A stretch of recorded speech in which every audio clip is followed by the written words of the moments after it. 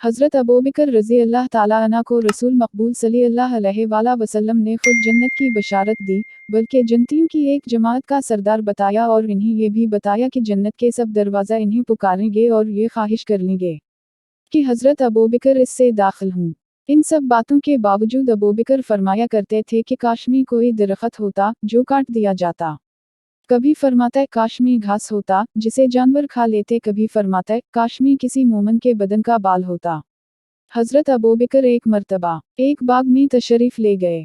एक जानवर को देखकर ठंडा सांस भरा और फरमाया, तो किस कदर लतीफ में है, खाता पीता है, दरख्तों के साए में फिरता है और आखिरत में तुझसे कोई हिसाब किताब नहीं। काश अबू बकर भी तुझ सा होता, यानी आखिरत के हिसाब किताब का खौफ इस कदर दामनगीर होता। हालांकि नबी आखिर अलज़मान खुद इनको जन्नती होने की बशारत दे चुके थे। एक मर्तबा रबिया असलमी से हज़रत अबू बकर किसी बात पर झगड़ बैठे और इन्होंने इन्हें कोई सख्त अल्फाज कह दिया, फिर फ़ौरन ही इन्हें ख्याल आया कि वो इन्हें अपने मिना से सख्त लफ्ज़ कह गए हैं। चुनाचे इनसे कहा, तो भी मुझे यही लफ्ज़ कह दे ताकि बदला उतर जाए। इन्होंने मुझे ऐसा करने से इनकार कर दिया। इस पर हज़रत अबू बकर बोले, या तो मुझे भी ये लफ्ज़ के दो, वरना मैं हुजूर से जाकर अर्ज़ करूँगा। रबिया असलमी ने इस पर भी इनकार किया तो हज़रत अबू बकर आठ कर चले गए। इन के आठ जाने के बाद रबिया के अजीज रिश्तेदार कहने लगे, ये भी खूब रही, खुद ही ज़ियादती की और खुद ही हुजूर से शिकायत कर यगे। इनकी ये बात सुनकर रबिया असलमी बोले, तुम जानते भी हो ये कौन है?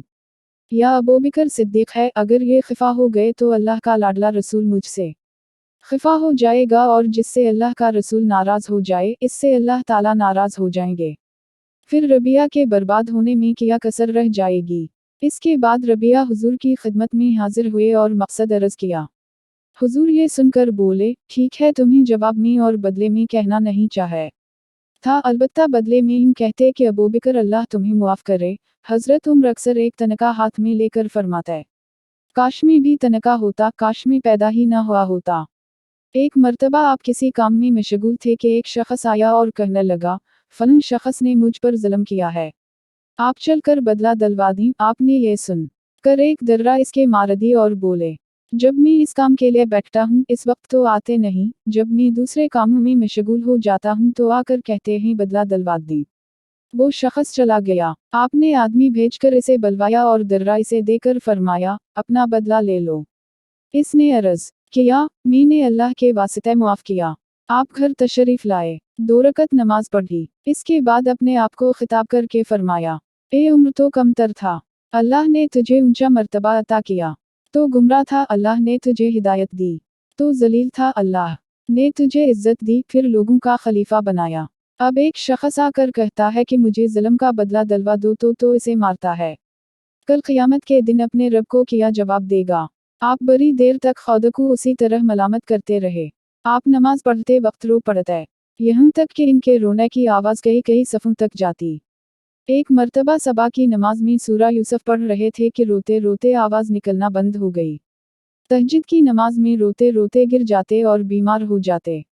अल्लाह के खौफ का ये आलम था।